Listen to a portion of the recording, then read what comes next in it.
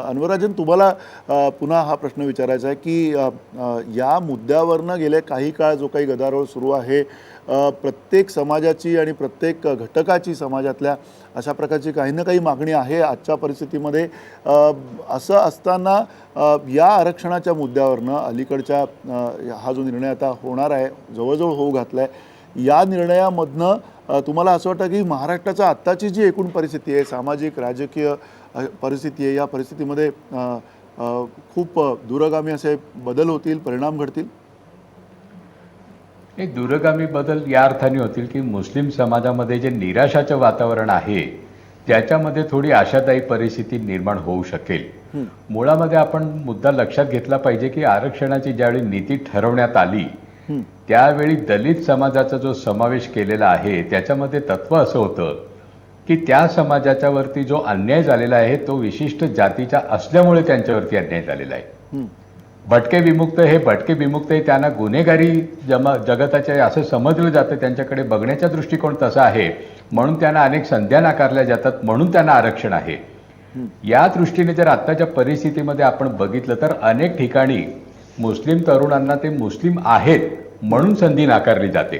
सगळ्या ठिकाणी तसं होतं असं नाही, पण अनेक ठिकाणी या पद्धतीचे अनुभव येतात. आणि असं जर असेल तर मुस्लिम म्हणून त्यांना आरक्षण देणं हे समर्थनीय. काही प्रमाणामध्ये इथल्या ओबीसी जातीचा समावेश महाराष्ट्रापुरता किंवा काही काही राज्यामध्ये आहे, पण तरी फार मोठा समाज आहे की जो या सगळ्या आरक्षणाच्या संधीपासून वंचित आहे आणि त्यांना याचा निश्चित फायदा होईल असं मला वाटतं. दुसरा एक मुद्दा की धर्माच्या संदर्भामध्ये घटनेमध्ये जे म्हटलेलं आहे त्याच्यामध्ये आपण काही सुधारणा वेळोवेळी केलेल्या आहेत. सुरुवातीला फक्त हिंदू धर्मातल्या जाती जमातीच्या मागासलेल्या जाती त्यांच्यासाठी आरक्षण होतं. इथे महाराष्ट्रामध्ये जे फार मोठा समाज ज्यांनी बौद्ध धर्म स्वीकारला त्यांना राज्य पातळीवरती इथे आरक्षणाची फायदे मिळत होते, परंतु केंद्राच्या पातळीवरती मिळत नव्हते. त्यावेळी काही लोकांनी प्रयत्न केले.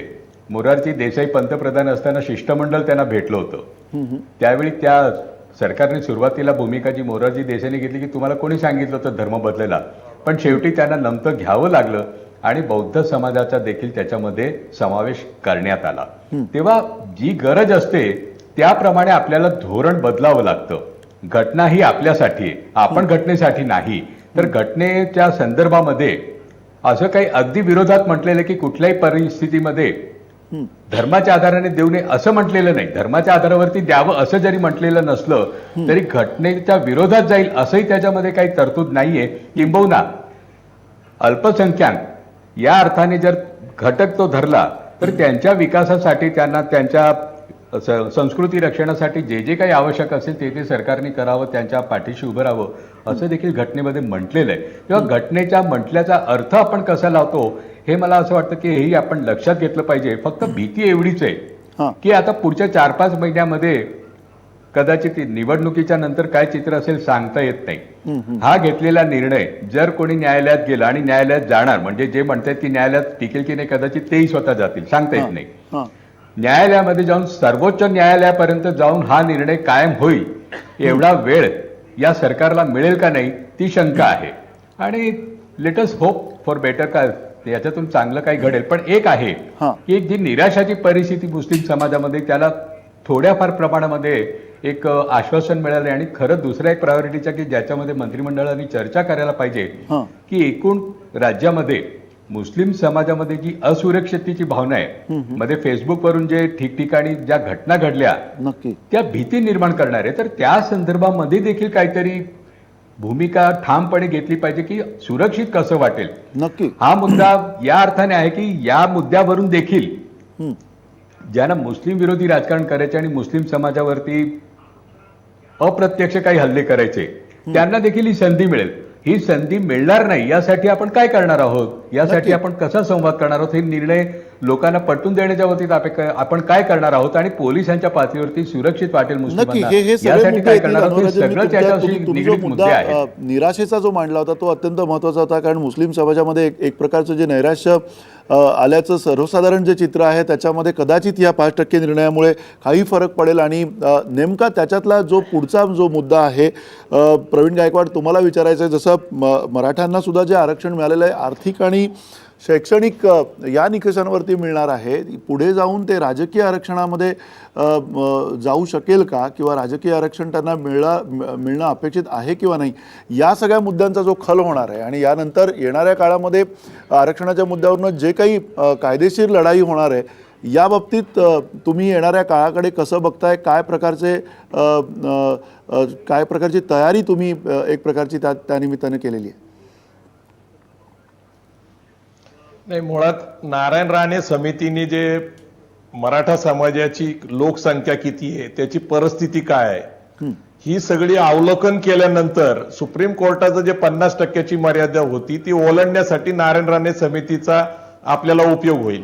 परंतु आपल्याला आता जे आरक्षण मिळालेलं आहे ते ओबीसी वर्ग, शेड्यूल कास्ट किंवा शेड्यूल ट्राईब मधून मिळालेलं नाहीये, तर ते 15/4 आणि 16/4 शिक्षण आणि नोकरीमध्ये ज्या समाजाला अन्याय वाटतो किंवा ज्याला प्रतिनिधित्व योग्य प्रमाणामध्ये मिळत नाहीये त्या धर्तीवर मिळालेले. त्यामुळं 15/4 किंवा 16/4 मध्ये राजकारण आरक्षणाचा विषय नाहीये, तो वेगळा विषय. तर याला मला मागे जाऊन सांगायचंय की ब्रिटिश काळामध्ये पहिल्यांदा जे शेतीवर आधारित जे लोक उपजीविका करत होते त्यांना आधार मिळावा म्हणून जे पहिलं आरक्षण आलं होतं आणि इंटरमिजिएट क्लास म्हटलेलं आहे त्याला. त्यामुळे आम्ही हे ज्यावेळेस हा ड्राफ्ट तयार होता आणि आम्ही त्याला जी माहिती पुरवत होतो किंवा जे अभ्यास करत होतो, मग तो पूर्वीचा काका कालेलकर आयोग असेल, मंडल आयोग असेल, या सगळ्याचा अभ्यास केल्यानंतर ब्रिटिश काळामध्ये किंवा शाहू महाराजांचा काळाचा विचार करून शेतीवर उपजीविका करणारा एक मुख्य समाज असं ग्राह्य धरून एक इंटरमिजिएट वर्ग, कारण आता निसर्गावर अवलंबून असलेला हा शेतकरी, अशा प्रकारचं काहीतरी त्याच्यामध्ये बसवून त्याला कायदेशीर आधार देण्याचा हा प्रयत्न झालेला आहे. त्याच्यात न्यायालयीन लढाई होणारच आहे, कारण ही लोकशाही प्रक्रिया आहे. राजा नानवरांनी जे सांगितलं ते मला जास्त महत्वाचं वाटतं. हे लोककल्याणकारी राज्य आहे, सरकार हे मायबाप सरकार आहे आणि सरकारला वेळ प्रसंगी घटनेत दुरुस्ती करता येते, कायद्यात दुरुस्ती करता येते, नियमात दुरुस्ती करता येते, नवीन GR काढता येतो. त्यामुळं लोकहितकारक निर्णय घेण्याचे राजकीय पक्ष कुठला जरी असेल तरी शेवटी समाजहित लोकशाहीमध्ये महत्वाचं असतं. त्यामुळे मला काय अडचण वाटत नाही. अगदी मंडल आयोग हा 1950 पासूनची लढाई ही 1992 पर्यंत 42 वर्ष चालली. मग त्याच्यामध्ये कालेलकर आयोग आला, नंतर मंडल आयोग आला, त्याच्यानंतर इंदिरा साहनी विरुद्ध भारत सरकार सुप्रीम कोर्टामध्ये केस झाली. तर ही प्रक्रिया आहे लोकशाहीमध्ये. त्यामुळे ह्या प्रक्रियेला आपल्याला सगळ्याला समोर जायला लागेल आणि एकदा न्यायालयात गेल्यानंतर जो काही निर्णय येईल तो तरी कमीत कमी आम्हाला न्यायी वाटेल. पण निदान एक आनंद आपल्याला वाटला पाहिजे की पॉझिटिव्हली एक पाऊल पुढे पडलेलं आहे. सरकार कुठलंही असलं, कुठल्याही पक्षाचं असलं तरी याचं स्वागत झालंच पाहिजे, कारण एक चांगल्या प्रकारचं पायंडा या निमित्ताने पडलेला आहे. नक्की तुम्ही म्हणताय की एक हा जो मुद्दा आहे तो इतके वर्ष प्रलंबित होता, तो पुढे सरकलेला आहे. सुनील कदम आपल्या सोबत आहेत, सामाजिक कार्यकर्ते आणि संविधानाचे अभ्यासक आहेत. सुनील कदम, तुमची पहिली प्रतिक्रिया काय आहे? जवळजवळ 16% आरक्षण जे आहे ते तुम्हाला आत्ता जी आपल्याकडे सूत्रांची माहिती येते की 16% हे आरक्षण मराठा समाजाला आणि 5% मुस्लिम समाजाला मिळण्याची जवळजवळ निश्चिती झालेली आहे मंत्रिमंडळाच्या बैठकीमध्ये. काय प्रकारचे पडसाद येणाऱ्या काळामध्ये असणार आहेत आणि घटनेला अनुसरून घटनेतनं जे अर्थ काढायचे आहेत ते अर्थ बघता हे जे आरक्षण आहे 52%च्या वरती आता गेलेलं आहे एकूण महाराष्ट्रातलं आरक्षण, ते येणाऱ्या काळामध्ये कोर्टामध्ये किंवा एकूण सगळ्या न्यायिक प्रक्रियेमध्ये हे उभं राहू शकेल का? खरं म्हणजे सगळ्यांनी स्वागत केलं पाहिजे. हा जो निर्णय आहे खरं म्हणजे इतके दिवस तो प्रलंबित होता आणि तो निर्णय झाला. या निर्णयाचं खरं म्हणजे सगळ्यांनी स्वागत केलं पाहिजे.